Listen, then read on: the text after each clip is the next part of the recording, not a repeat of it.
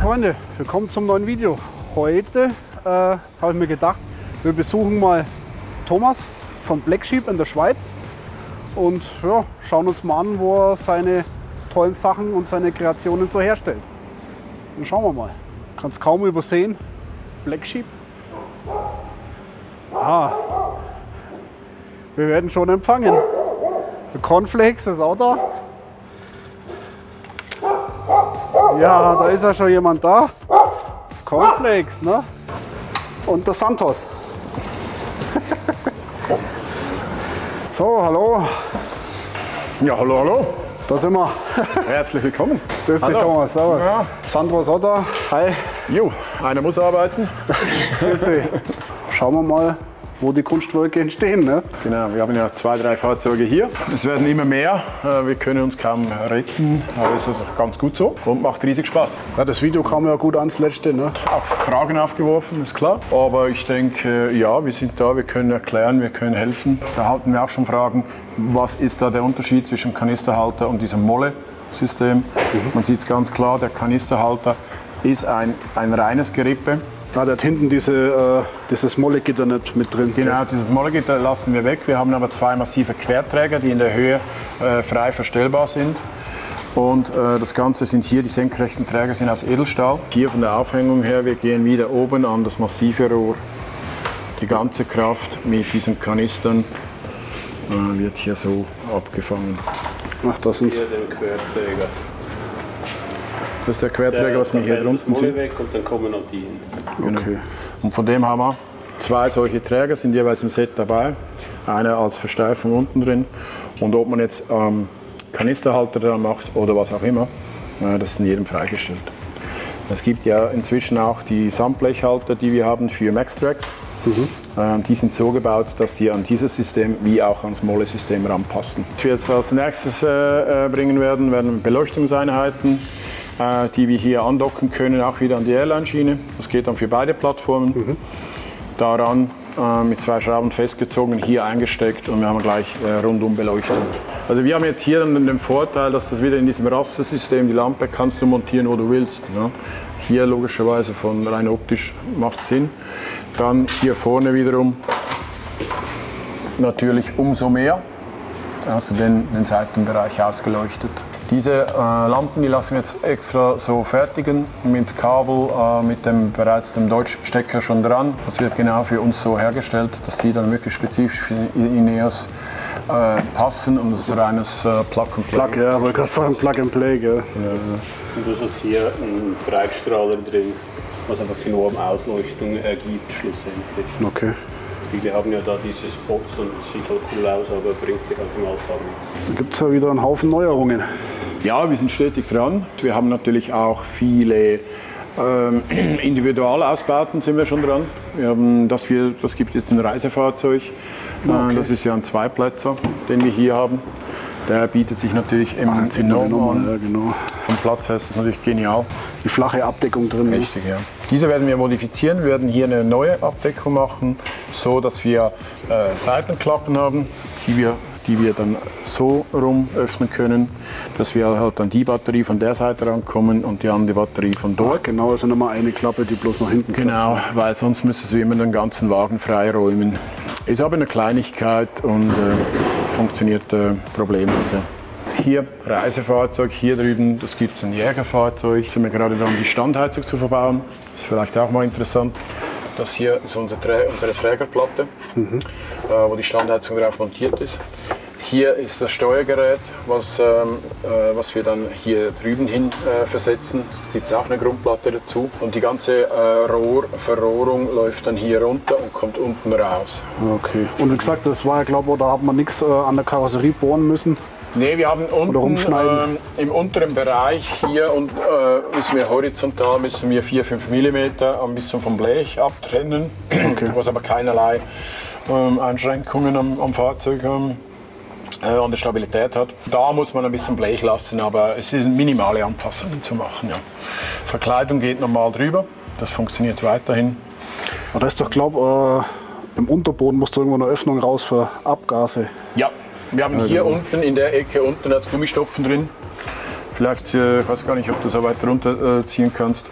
Da unten drin hat es Gummistopfen und da gehen wir raus. Die geht dann da drüber. Das kommt dann hier drüber. Das wird dann hier aufgetrennt. Und die warme Luft wird hier über einen Aluminiumkanal nach vorne gebracht. Und das Gitter kommt halt dann drauf. Und dann kommt die Verkleidung drauf anstelle von der Wagenheberabdeckung. Das Ganze hier, die ganze Warmluft wird hier über einen Kanal geführt, also es kommt nicht mit dem Plastik in Verbindung. Kann auch nichts schmelzen oder sich verformen. Gut, das Einzige, was halt ist, das Wagenheberle braucht halt einen neuen Platz. Da haben wir schon Plan B, also hier sehr wahrscheinlich wird der da hier sein neues Zuhause finden. Ah, okay. Geht da ganz gut rein. Auch wieder eine Blende, wo wir da kurzerhand herstellen, um das Ding unterzubringen. Ja. Soweit keine große Sache. Hier oben sehe ich noch was. Ja, hier oben ist dieses Provisorium. Es gibt ein Jägerfach. Und zwar haben wir hier zwei Seitenträger, links und rechts. Diese Verkleidung, die geht dann horizontal weiter, wird hier an den Originalpunkten verschraubt, so dass wir nichts modifizieren müssen am Fahrzeug. Dann haben wir diese Träger und hier rein haben wir einerseits eine Gitterablage, die wir da reinmachen, plus eine Box, die sich nach unten schwenken lässt, wo man das Gewehr reinpacken kann, hoch abschließen. Die Box wird so gebaut sein, dass man die nach vorne gedreht verbauen kann, da vorne. Man kann sie hier nach hinten verbauen, man kann sie kombinieren mit dem Gitterboden oder man kann hingehen und macht zwei Gitterboden hintereinander oder man macht zwei Boxen hintereinander. Das Ganze jeweils modular aufgebaut. Die Gitterböden sind dann auch so gebaut, dass sie in der Höhe verstellbar sind. Gerade auch für ein Gewehr gut verstaut, ohne dass man da reinsehen kann ins Fahrzeug. Ja, das ist ja immer schwierig. Ja. Was wir hier auf der Seite dann machen. Das hier sieht ein bisschen kriminell aus, aber nur, es ist wirklich so, theoretisch, die Türen würden theoretisch so weit aufgehen. Ziel und Zweck ist eigentlich, dass wir die Türen hinkriegen, indem wir dann neue Türfangbänder, das ist ein Türfangband. Die Originalen, die hier eingebaut sind. Das halt um die 90 Grad aufgeht. Gell? Genau, die werden wir entfernen bzw. erneuern, dass die Tür dann in etwa so aufgeht. Mit der Türverkleidung sind wir dann immer noch da. Sobald wir das umgesetzt haben, ist es so, dass wir halt hier Schubladen herstellen können, die volle Breite haben oder auch Hundeboxen mit Rampen. Wir haben halt dann alle Möglichkeiten offen, sobald wir dieses Problem gelöst haben. Aktuell geht die Tür ja nur so auf. Ja, das mit Auszüge dann schwierig. Ganz genau, richtig. Ja. Und auch hier, wie gesagt, wir machen hier nichts kaputt, wir übernehmen die Originalteile. Man sieht hier, wir haben die ganze Verkleidung zurückgebaut, um hier halt dann auch die Möglichkeiten zu finden, wo wir mit dieser neuen Führung durchgehen. Und auch hier sieht man wieder einmal mehr, wie gut das Fahrzeug gebaut ist. Wir haben hier die Verkleidung abgebaut. Wenn wir hier, wo ein normaler 0815 Fahrzeughersteller hätte hier irgendeine Plastikfolie drüber gepackt. Das habe ich auch mal gesehen. Ja, das sind sogenannte Dampfbremsen, die da eingebaut werden. Ineos macht es halt einfach ein Stück geiler, das Ganze. Das ist richtig massiv. Ja. Hier schön coole Dichtung rundherum. Das hier ist das ganze Fensterhebersystem gleich integriert in die ganze Konstruktion. Und das ist dann halt so, ne? Ist halt was anderes als nur eine Plastikfolie. Ja. Dann haben wir hier, ja klar, dass die Box hier noch drin. Und dann, wenn man das dann halt weiter anschaut und die Türverkleidung mal anschaut, wie die aufgebaut ist, es ist einfach halber Panzer. Enorm robust gebaut, sehr, sehr hochwertig, all die Teile. Sieht man nur sehr, sehr selten bei hochpreisigen Fahrzeugen, sieht man sowas in der Art. Ne? Darum sind wir so begeistert von dem Fahrzeug, weil es hat einfach Hand und Fuß, das Ganze. Soll so sein, ne? Definitiv. Du hast keine Clips, die abbrechen. Ne, das ist auch sowas. Bei jedem anderen Auto. Das Ding nimmst du einmal weg, kriegst du nie wieder hin. Hier, ne, Top-Sache. Das ist ja auch von robusten Gebrauch vorgesehen alles, ne? Ja, definitiv. Ja. Daher kommt dann halt das immer wieder erwähnte Gewicht. Ne? Das muss ja von irgendwo herkommen, weil es wurde halt einfach wirklich nicht gespart an Qualität. Ja, das wiegt halt nun mal. Ne? Ja, schön, schön. Ja, genau. Schauen wir uns dein Reich mal an hier. Ja, unser Schafstall, ne, wie man sagt. Ne? Der Schafstall, ja, vom schwarzen Schaf. Genau. Nee, Ziel ist, wir wollen hier Wir sind noch im Umbau, muss man ganz klar sagen. Wir sind noch nicht so weit. Wir machen das alles in unserer Freizeit. Freizeit ist ein bisschen arg bescheiden aktuell. Daher sind wir noch nicht ganz so weit. Also man kann ja sagen, während der Arbeitszeit praktisch, weil es ist ja immer Arbeitszeit. Ne? Sozusagen ja, genau. Aber dann denken die Leute alles, wenn die das gesehen haben, denken die alle, wir arbeiten nichts mehr. So ist es nicht ganz. Nee, wir sind jetzt vor einem Jahr sind wir hier eingezogen. Und dann haben wir angefangen, mal das Ding ein bisschen auf Vordermann zu bringen. Wir haben hier Boden abgeschliffen, Boden neu lackiert, haben ein paar Löcher in die Decke reingehauen, ein paar Schiffscontainer reingestellt. Und ja, es entsteht hier so eine Art Man Cave. So Stil, der Kunde soll sich zu Hause fühlen. Weil wir leben das Ganze, wir sind ein bisschen arg kreativ angehaucht. Und das müssen wir immer wieder ausleben. Nicht nur an den Fahrzeugen, sondern auch mit allem Drum und Dran. Ja, möchte man das auch weitergeben an die Kundschaft? Ja, diese Leidenschaft ist halt wichtig. Wir haben zum Beispiel auch für unzufriedene Kunden haben wir extra ein Telefon installiert hier. Ja, er kann jegliche Nummer wählen, wenn er irgendwelche Reklamationen hat. Beschwerdetelefon. Ja, genau. Wir haben es absichtlich nicht angeschlossen. Cool. Genau. Jede Woche 3 neue Ineos-Kunden dürfen wir begrüßen. Sensationell. Es ist wirklich richtig viel los. Die Produkte kommen gut an. Rockslider, Dachplattformen, wir kommen kaum nach mit Produzieren. Man sieht hier wieder eine Lieferung Rockslider vom Pulverbeschichter geholt, gerade gestern. Das reicht jetzt für eine Woche, 2 Maximum. Ja. Wahnsinn. Ehrlicherweise auch sagen muss, dass nicht alles für Ineos ist. Genau, hier rechts hinten, rechts hinten sieht man hier Isuzu D-Max Dachplattformen. Ist auch sowas, also wir machen auch Isuzu D-Max. Wir haben ja ursprünglich angefangen mit VW Amarok, das sieht man hier an diesem kleinen Plakat hier hinten. Ja, wo wir den dezente kleine, gell? Genau, Maßstab 1:1. Aber wie gesagt, aktuell ist es wirklich so, Ineos. Ja, wird wahrscheinlich auch noch mehr, ne? Man sieht auch hier die Einzelteile, wie die dann bei uns ankommen. Bei uns ist so, das Produkt wird entwickelt bei uns im Haus. Wir zeichnen es, wir arbeiten noch sehr viel mit Papierschablonen. Dann gehen die Teile, also die Daten gehen zum Blechverarbeiter. Der Laser, der biegt die Dinge auch ab. Nach unseren Vorgaben, mit unseren Toleranzen, die sind meistens bei 0,02 mm. So ist der Toleranzbereich, den wir vorgeben. Und scharf darf nicht fehlen. Ne? Das Schaf drauf darf logischerweise nicht fehlen, weil ja, genau, das heulende Schaf muss irgendwo immer drauf sein. Und dann geht das Ganze zum Pulverbeschichter. Pulverbeschichter ist eines der wichtigsten Punkte am Produkt selber, in Kombination mit dem Fahrzeug. Wir haben hier ein Fahrzeug der Premium-Klasse, also muss auch dementsprechend das Produkt so sein. Die Haptik muss funktionieren, die Pulverbeschichtung muss gut sein, was insbesondere bei Edelstahlteilen gar nicht mal so einfach ist. Das ist eine gute extra Haftung, oder? Ja, richtig, genau. Oder hier, das sind dann die Klapptische. Ja, die Tischchen, ne? Ja, das sind dann die Einzelteile. Und wenn sie dann zusammengebaut sind, sehen sie dann halt so aus. Ne? Und dann gehen sie dann im nächsten Schritt weiter, wo wir sie verpacken und dann in die ganze Welt verschicken. Ja. Und jetzt Neuseeland haben wir beliefert, Dubai, die Vereinigten Arabischen Emirate, das ist ein sehr interessanter Markt natürlich für uns. Auch Amerika, ja, die ersten Bestellungen gehen nach Amerika schon raus. Also jedes Teil, was irgendwo auf der Welt verbaut wird, geht durch unsere Hände. Wie gesagt, es gibt halt Teile, wenn da unser Name draufsteht, dann muss es einfach funktionieren. Und das ist einfach dieser Qualitätssiegel, was die Teile haben. Und aus diesem Grund, wir kommen nicht drum herum, dass das nicht mindestens einmal durch unsere Hände geht. Wir haben überall ein bisschen Schafe versteckt. Und wenn es dem Kunden langweilig wird, dann Schafe zählen. Findet er auch hier mal ganz rechts. Ne? Für die, die länger bleiben, dürfen sich dann auch mal hier bedienen. Tequila. Und oben, ne, der Lakritz, ne? Genau, klar. Ja. Jeder, der uns beschenken will, ist herzlich willkommen. Wir sammeln insbesondere alkoholische Getränke, wo schwarze Schafe drauf sind. Also einfach so. Ne? Und wir haben immer Durst. Einfach als Message nach draußen. Hier unten wird die Schlosserei werden. Bei uns ist das allerwichtigste Punkt ist da, wo die Kundenfahrzeuge ist. Da gibt es keinen Funkenflug, da gibt es kein Geschmier, da gibt es kein Öl. Wir machen ja die normalen Servicearbeiten von den Autos machen wir ja nicht.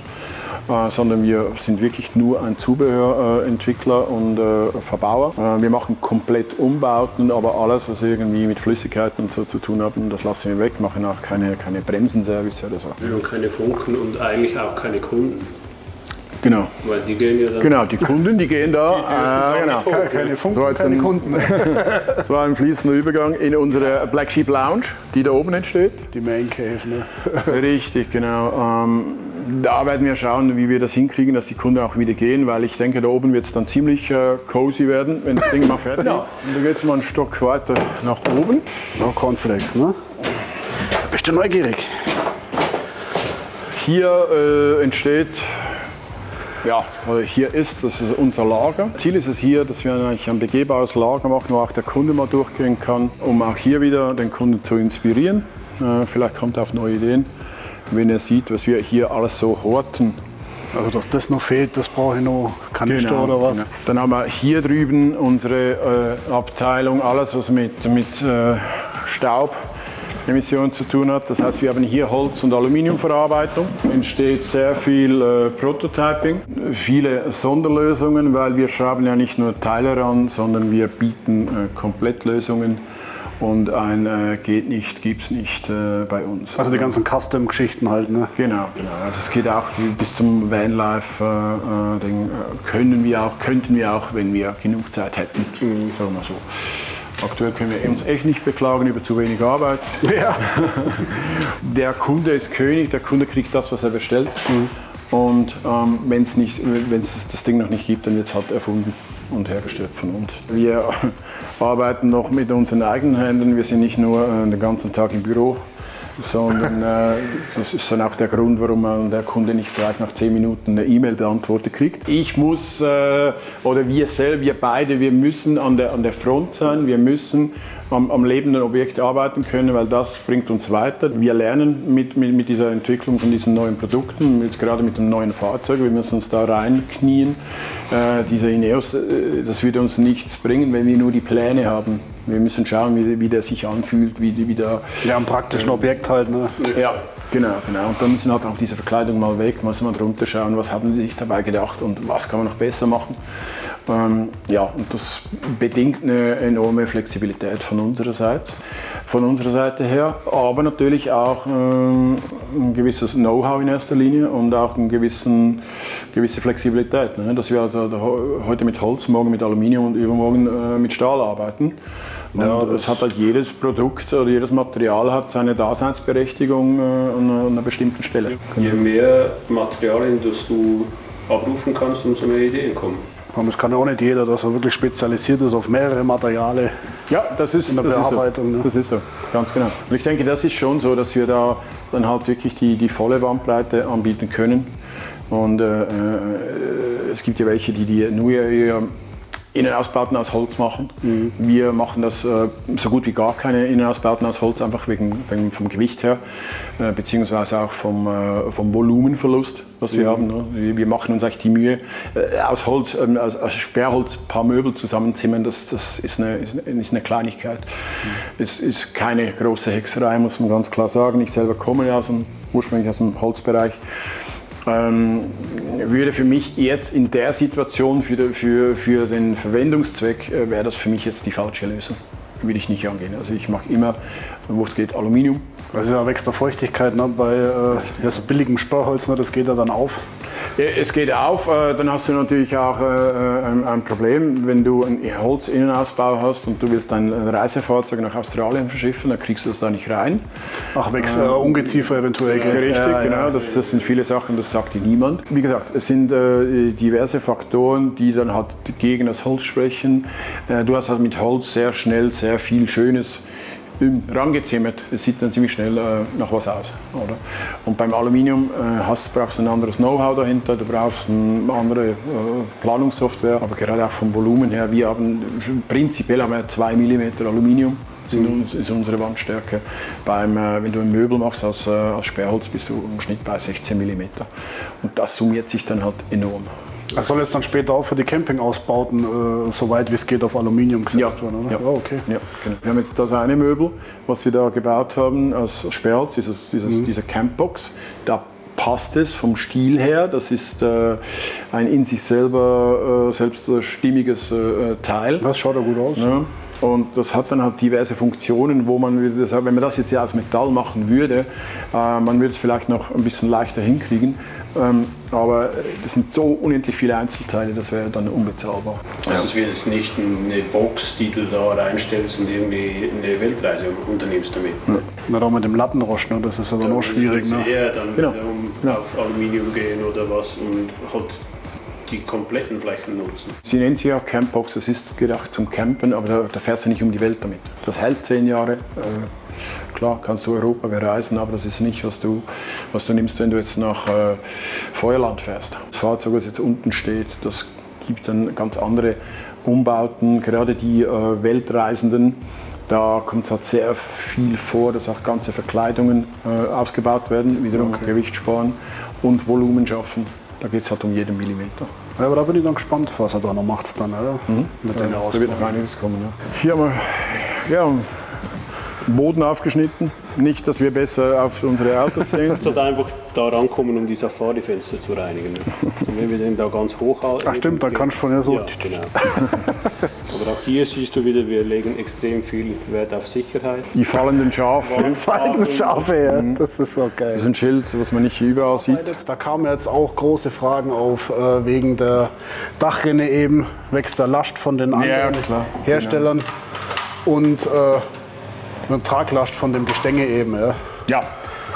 Da kannst du bestimmt was dazu sagen. Ne? Definitiv, ja klar. Es kamen also Gerüchte auf, dass die Teile aus Plastik sind und was auch immer. Sehr fantasievolle Sachen. Ne, ich kann es euch mal kurz zeigen. Das Ganze ist wirklich massives Metall. Hier wird die ganze Kraft wird auf die Geschichte abgeleitet. Das geht bis nach hinten durch, ist ein massives Metallteil. Und wenn wir das dann am Fahrzeug anschauen, hier haben wir die Verkleidung. Wenn man die Verkleidung wegnimmt, dann geht diese Kraft von diesen Schrauben geht genau hier hinten ran ans Blech. Dieses Blech hier bildet einen Hohlkörper über die ganze Länge vom Fahrzeug. Das geht runter in die C- und in die D-Säule runter. Wir haben hier die ganze Kraftableitung senkrecht nach runter. Besser können wir die Kräfte gar nicht ableiten. Das ist ja praktisch dann mit der Karosserie verschraubt. Ne? Ja, richtig. Ja. Es ist wirklich das Ganze ist eine Einheit. Und ob wir jetzt natürlich hier abfangen oder hier hinten, wo es richtig massiv ist, das ist natürlich ein riesiger Unterschied. Hier gehen die Kräfte schön senkrecht nach unten. Ja, aber das mit der Rinne ist das ist schon sehr, sehr labil. Man darf auch nicht vergessen, hier wird ja das Dach mit dem Seitenblech zusammengeschweißt. Und wenn wir hier diese Mikrobewegungen haben die ganze Zeit, dann gibt es dementsprechend auch Mikrorisse. Das Ganze kann unterwandert werden und das kann halt auch vor sich hinrosten, ohne dass man das irgendwie am Anfang mitkriegt.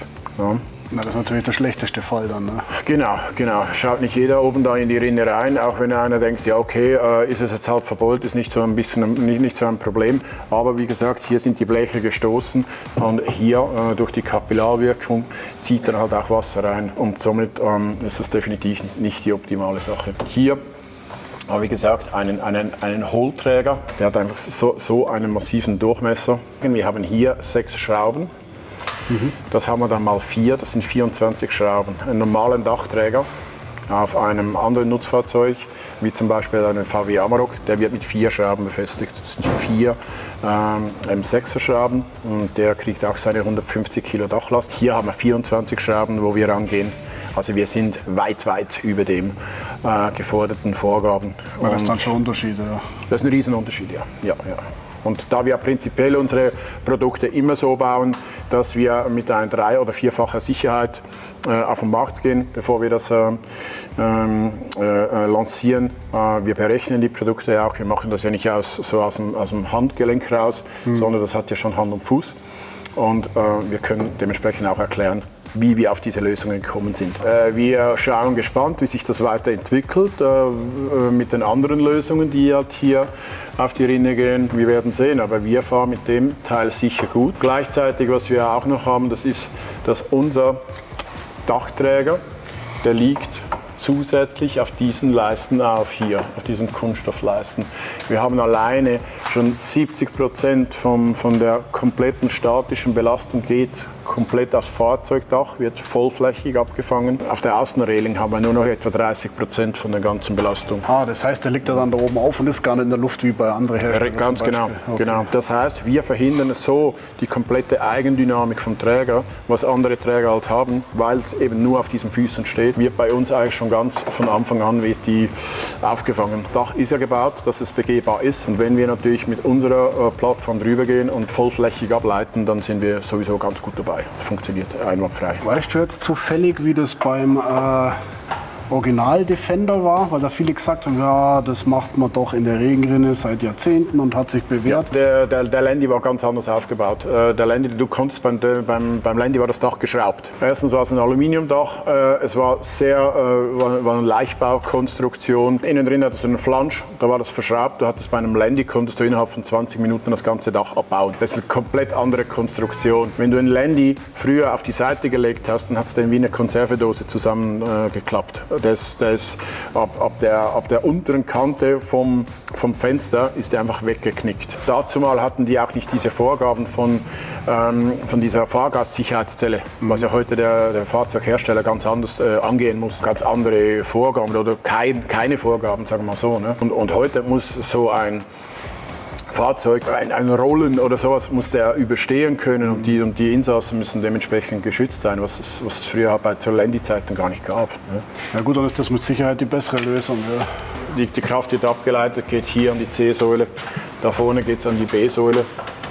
Und was aktuell immer wieder das Thema ist, weil wir haben die Zweierelemente oder wir haben die Dreierelemente. Unsere Geschichte hört ja normalerweise auf dieser Weite auf. Und jetzt kommt halt immer wieder die Frage auf, ja, habt ihr nicht noch eine Ergänzung nach vorne? Mhm. Und das ist das, was wir jetzt aktuell noch dran sind, dass wir durchaus auch das noch anbieten können, und werden auch hier wiederum die Kraft zu gut 70% auf die bestehende Plattform ableiten können und dann um die 30% nach vorne in der Regenrinne abstützen, weil es sonst einfach gar keine andere Möglichkeit gibt. Und das ist dann auch mit Aussparung, dass man die Safari-Fenster rausmachen kann? Ganz klarer Fall, ja. Soll eine ganz geschlossene Variante auch kommen? Oder? Nein, wir sehen auch keine. Die Safari-Fenster ist ein USP. Von dem Fahrzeug, das müssen wir beibehalten. Ja. Wenn wir was Geschlossenes machen würden, dann sicher so, dass das Teil mit 2 Handgriffen zu demontieren ist, so ähnlich wie die Fenster auch. Aber wir werden da sicher nicht hingehen und irgendwas verbauen, was das Fahrzeug insbesondere auszeichnet. Das kommt für uns gar nicht in Frage. Was wir vielleicht gerade noch in dem Zusammenhang euch zeigen könnten, wäre den neuen Dachträger. Da kam ja immer wieder die Frage auf, wieso brauche ich jetzt eine geschlossene Fläche, wenn ich nur ein Dachzelt drauf montieren will. Da waren es noch einige Kunden, die haben gesagt, nee, ich lasse das Dachzelt die ganze Zeit drauf. Ich brauche die Plattform nicht. Wir können wieder logischerweise Gewicht einsparen. Das hat dann eigentlich dazu geführt, dass wir eine zweite Version von dem Dachträger entwickelt haben, und der jetzt ist so gut wie fertig. Den können wir euch mal kurz zeigen. Genau, da sieht man hier eine offene Variante mit sind 2 Schienen, gell? Richtig, also was auch hier wieder ist, das alte Werte behalten wir bei, die Aufnahmen wieder aufs Rohr. Man sieht auch hier mal von oben, das sieht man sonst auch selten, die Kanisteraufnahme, auch hier das Gewicht wird nach unten abgeleitet, auch die volle Kraft liegt an den Rohren. Dann haben wir hier rein optisch wieder die Airline-Schiene. Genau. Was jetzt neu dazu kommt, wir haben hier die Griffmulde, also man kann hier sehr massiv sich dranhängen dann. Zum Hochziehen halt, wenn man aufschauen will. Gerade wenn man dann mit dem Dachzelt hantiert. Dann haben wir hier die Geschichte. Wir haben hier verschiebbare Träger, wo wir halt, wenn wir das Dachzelt drauf montieren, jeder Hersteller hat andere Distanzen, können wir das justieren. Wir kommen da rein, können da die Schraube anziehen und sehr flach mit dem Dachzelt auf einer Ebene. Wie gesagt, man braucht ja eigentlich die Erhöhung auch nicht, weil ja die Plattform nicht höher steht. Weil manche Zelte werden ja geklappt, und wenn es dann die gleiche Höhe hat, dann passt das ja. Ne? Richtig, ja. Plus, wie gesagt, du hast ja dieses sogenannte Bosch-Profil drunter, dieses Schnellbauprofil, was jedes Dachzelt drunter verbaut hat. Das trägt auch nochmal ca. 3 cm auf. Und dann hast du die Höhe, die du brauchst. Dieses Element, wie du jetzt hier siehst, das würde dann natürlich zweimal verbaut werden. Ja, und da können wir natürlich auch Dachzelte bis 100, 120 Kilo drauf bauen. Das geht ohne weiteres. Okay. Hier bei der Konstruktion haben wir natürlich ein Material gespart, das heißt, es ist leichter geworden, bei gleicher Stabilität und natürlich auch wieder einen gewissen Mehrwert. Auch hier sieht man, mit was für Materialien das wir arbeiten. 5 mm Edelstahl, bei uns rostet nichts. Das ist auch nach 2 Jahren noch wie neu. Na, das ist auch mal ganz wichtig. Ja, es gibt selten einen Hersteller, der so massiv baut, wie wir jetzt das machen. Und man sieht auch hier wieder, das Gewicht wird einerseits auf das Dach selber abgeleitet und dann logischerweise, wie bereits erwähnt, auf die Rohre auf der Seite. Die ja mit der Karosserie verbunden sind. Genau. Ja, hier können wir noch mal zeigen, wie das Ganze gedacht ist mit dieser Dachzeltmontage. Bereits in diesem Zustand das Dachzelt schon auf dem Träger montieren. Wie gesagt, das Ganze ist beweglich. Man kann das Element mit dem Dachzelt selber aufs Auto hochpacken, da wir hier die seitlichen Schraubverbindungen haben zum Träger, was ja bereits am Fahrzeug montiert ist. Cornflakes schaut auch mit. Ja, das ist immer dabei. Es wäre wichtig, dass das auch der Hund abgesegnet hat. Weil du halt so flexibel bist von der Einstellung her, hast du halt hier auch die Möglichkeit, wenn du jetzt im Winter sagst, du möchtest das Dachzelt unten haben, kannst du halt hier die Skibox oder was auch immer dann draufpacken, weil diese stufenlos anpassen können. Also ziemlich modular in der Verwendung dann praktisch. Ja, oder Fahrradträger oder was auch immer. Es muss nicht unbedingt ein Dachzelt sein, sondern es geht hier darum, dass wir Gewicht einsparen und die sagen, die Plattform ist nichts für mich, wir haben hier eine alternative Lösung, ohne dass wir auf die vielfach bewährten Airline-Schienen verzichten müssen. So Freunde, jetzt sind wir am Ende des Videos angelangt. Wir waren jetzt den ganzen Tag hier, war super informativ. Wir werden auf jeden Fall wiederkommen und schauen, was Thomas für innovative Produkte noch erfindet. Wenn es euch gefallen hat, Abo, Daumen hoch würde mich freuen und bis zum nächsten Mal. Ciao!